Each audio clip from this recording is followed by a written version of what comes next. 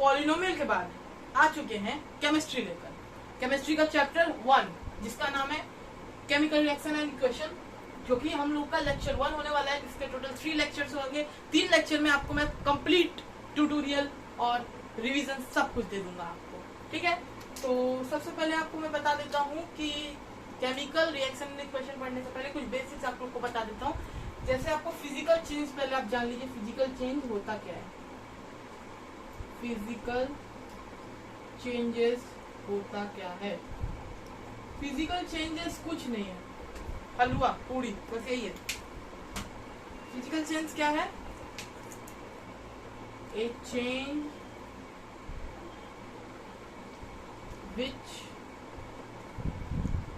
Can be reversed called are known as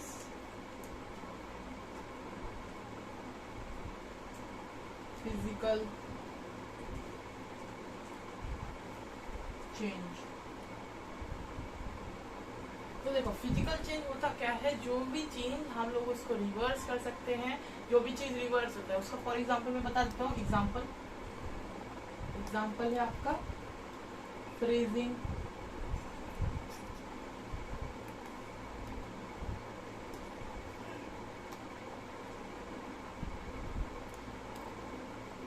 of water का freeze होना, ये एक रिवर्सिबल चेंजेस है और फिजिकल चेंजेस है। फिजिकल चेंजेस मतलब जो कि आकार से, रूप से, शेप से अपना चेंज कर सकता है फिजिकली, उसको कहते हैं फिजिकल चेंज। और उसको रिवर्स भी हो सकता है, रिवर्सिबल सकता है, उसे कहते हैं फिजिकल चेंज, ठीक है। अब बात कर लेते हैं केमिकल चेंज के बारे में। केमिकल चेंज ठीक उसका उल्टा है। केमिकल चेंज ठीक इसका उल्टा है। केमिकल चेंज क्या है?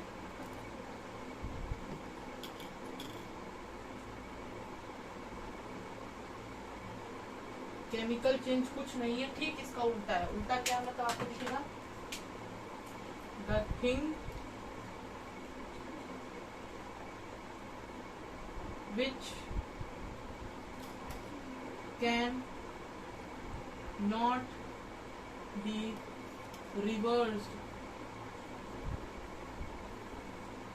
आर नोन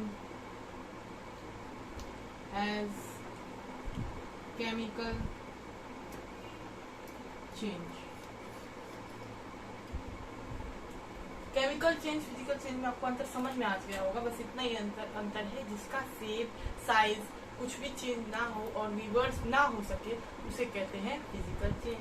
और नहीं, जो चेंज हो सके उसे कहते हैं फिजिकल चेंज, और जो चेंज ना हो सकते उसे कहते हैं केमिकल चेंज, ठीक है। अब बात कर लेते हैं कि एक मेनली चीज, इस चैप्टर को स्टार्ट करने से पहले आप लोग को 2 मेनली चीज करना पड़ेगा, याद रखना होगा। अगर आप बैलेंसिंग पढ़ते हैं तो आपका मेन चीज याद रखना होगा रिएक्टेंट। क्या याद रखना होगा? रिएक्टेंट। और क्या याद रखना होगा? प्रोडक्ट। ये 2 मेन चीज है जो आप लोग को याद रखनी पड़ेगी। क्या है? रिएक्टेंट और प्रोडक्ट। तो सबसे पहले बात कर लेते हैं रिएक्टेंट के बारे में, ठीक है। तो रिएक्टेंट के बारे में बात करेंगे, यहाँ पे ये बात करेंगे, ठीक है। तो रिएक्टेंट होता क्या है, चलिए मैं उसको भी बता देता हूँ। The substance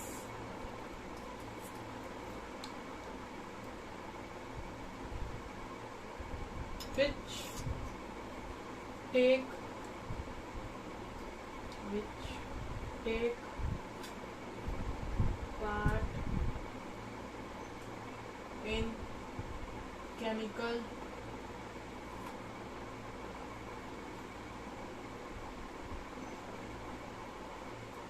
reaction is called reactant. तो रिएक्टेंट आप लोग जान गए होंगे रिएक्टेंट क्या होता है। Reactant a substance which takes place in the chemical reaction is called reactant. जैसे H2 plus O is equal to such that H2 plus O, H2 plus O, ये वाला जो चीज है, ये एक केमिकल, अगर इसका प्रोडक्ट आ जाएगा तो ये पूरा एक केमिकल रिएक्शन बन जाएगा। तो प्रोडक्ट आ जाएगा, मान लीजिए प्रोडक्ट मैं यहाँ लिख दे रहा हूँ H2O, तो H2 plus O equal to H2O। तो अगर मैं इस, ये जो पार्ट होता है ये आपका होता है रिएक्टेंट, क्या होता है रिएक्टेंट। जो ये वाला पार्ट होता है वो होता है आपका रिएक्टेंट, और जो ये H2O वाला पार्ट होता है ये होता है आपका प्रोडक्ट। क्या होता है? प्रोडक्ट। ये इसमें रिएक्टेंट होता है, ये प्रोडक्ट होता है। कोई भी केमिकल सब्सटेंस को जो फॉर्म करना है, जो कि एक पार्ट होता है जिसको बनाना है, उसे कहते हैं रिएक्टेंट, और जो बनता है, जो कुछ बनता है उसको कहते हैं प्रोडक्ट। ठीक है, तो अब सबसे पहले जान लेते हैं कि केमिकल रिएक्शन क्या होते हैं, और जानेंगे कितने टाइप्स के केमिकल रिएक्शन होते हैं। ठीक है, सबसे पहले तो मैं आईपीएस को मिटा दे रहा हूँ, और जो लोग नहीं कर रहे होंगे, नए आए हों, उसको बता दूं हमारे पढ़ने का तरीका क्या है। जो भी आप वहाँ पे बोर्ड में लिखेंगे उसको आपको यहाँ नोट डाउन कर लेना है, नोट डाउन अपनी कॉपी में करना, और नोट डाउन करने के बाद उसको घर पे लर्न करना है। ठीक है, अभी मैं आपको केमिकल रिएक्शन बताऊंगा, तो अगर नहीं कर पाए और नोट डाउन तो बैकवर्ड करके फटाफट से नोट डाउन कर लो। ठीक है, अब क्या जानना है? अब जानते हैं केमिकल रिएक्शन, जो इस पूरे चैप्टर का एक पार्ट पहलू है, वो है केमिकल रिएक्शन। उसको पहले जानते हैं क्या होता है केमिकल रिएक्शन। नाम से ही पता चल रहा है जो कि केमिकल का रिएक्ट करना से करते हैं केमिकल रिएक्शन, लेकिन ये सही डेफिनेशन नहीं है। केमिकल का होता है the chemical reaction, the chemical reaction, the chemical reaction is the process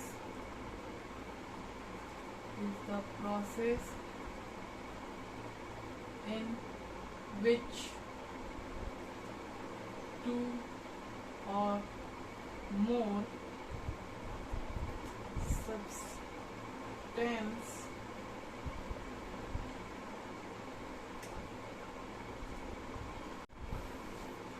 हाँ, तो समझ गए chemical reaction in the process in which two और more substance combine to form new substance. एक न्यू सब्सटेंस बनता है, तो सब्सटेंस को कंबाइन करने के बाद जो न्यू सब्सटेंस बनता है उसी को कहते हैं केमिकल रिएक्शन। अब जान लेते हैं कि किस तरह से कौन से स्टेट होते हैं जिससे पता चलता है कि केमिकल रिएक्शन ऑकर होने से कौन कौन से स्टेट होते हैं। ठीक है, तो पहला स्टेट आपका होता है,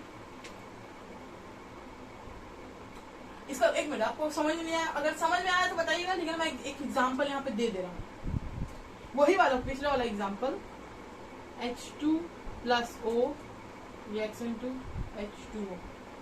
सबसे इजी एग्जांपल है, बता दे रहा हूँ। इससे जो यहाँ पे हो रहा है, एक न्यू हाइड्रोजन सब्सटेंस है और एक ऑक्सीजन सब्सटेंस है।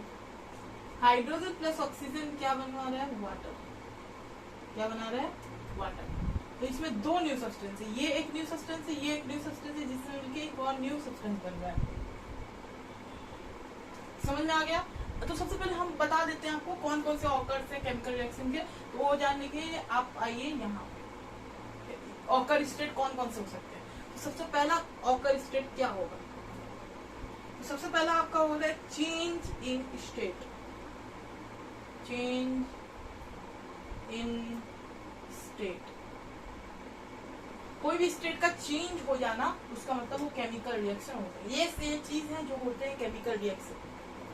अगर केमिकल रिएक्शन होता है तो ये चीज इनमें से कुछ ना कुछ होंगी। Change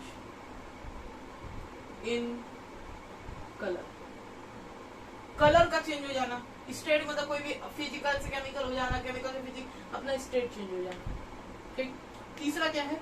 evolution of gas. Evolution of gas, gas का इवोल्यूशन हो जाना। और आपको हो जाना change in temperature. Change in temperature,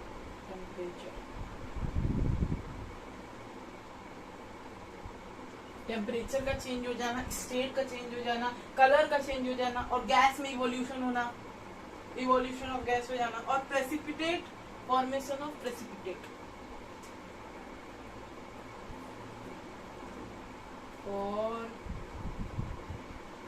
formation, हाँ तो क्या formation of precipitate, change in temperature, evolution of gas, gas change in colour. क्या जान लेते हैं, व्हाट इज केमिकल, ठीक है। केमिकल इक्वेशन क्या होता है जान लेते हैं। केमिकल इक्वेशन होता क्या है, कुछ नहीं है, बस केमिकल इक्वेशन इज द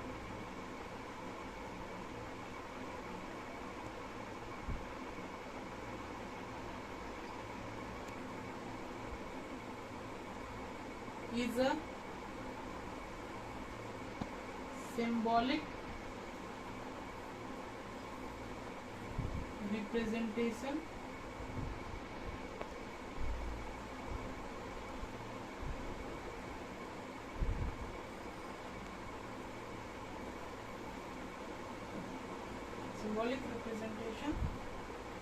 इसका symbolic representation of a chemical reaction, of a chemical reaction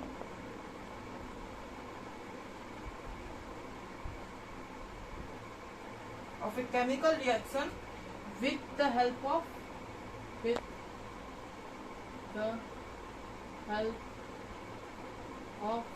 symbols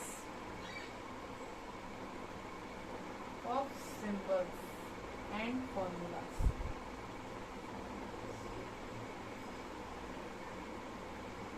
तो यही था आज के लेक्चर 1 में। देखा जाए तो लेक्चर 1 आपका कुछ बोरिंग सा गया होगा, लेकिन कुछ इंटरेस्टिंग नहीं होगा। लेकिन लेक्चर 2 में आइए, आपको हम एक्सपेरिमेंट अपने हाथों से खुद करके दिखाएंगे और एकदम ऐसे प्रैक्टिकल तरीके से बताएंगे ना, आप एकदम समझ जाएंगे किस तरह से करना है, ठीक है। तो अभी मतलब हम मेरे लिए आपको थ्योरी एकदम अंडरस्टैंडिंग करवा रहे थे, केमिस्ट्री का सम बेसिक्स ऑफ केमिस्ट्री करवा रहे थे, ठीक। केमिस्ट्री के बारे में कुछ जान लीजिए, इस चैप्टर के बारे में जान लीजिए, तो बस मैं वही में करवा रहा था। लेकिन नेक्स्ट डे लेक्चर, आप लेक्चर 2 में भी आइएगा, लेक्चर 2 से आइएगा तो मैं आपको और अच्छे से पढ़ाऊंगा, ठीक है। थ्योरेटिकल पोर्शन को प्रैक्टिकली दिमाग से एकदम माइंड टू माइंड आपको पहुंचाऊंगा हर चीज, ठीक है। तो यही था लेक्चर 1 में थ्योरेटिकल, अगर केमिकल इक्वेशन और चेंज ऑकर्स केमिकल रिएक्शन और रिएक्टेंट प्रोडक्ट और क्या मैंने पढ़ाया था, हाँ कि फिजिकल स्टेट, केमिकल स्टेट आपको समझ में आ गया होगा। तो गाइस लाइक करना और सब्सक्राइब करना बिल्कुल मत भूलिएगा, ठीक है। लेक्चर 2 में भी जरूर आइएगा। तब तक के लिए जय हिंद, जय भारत, बाय बाय।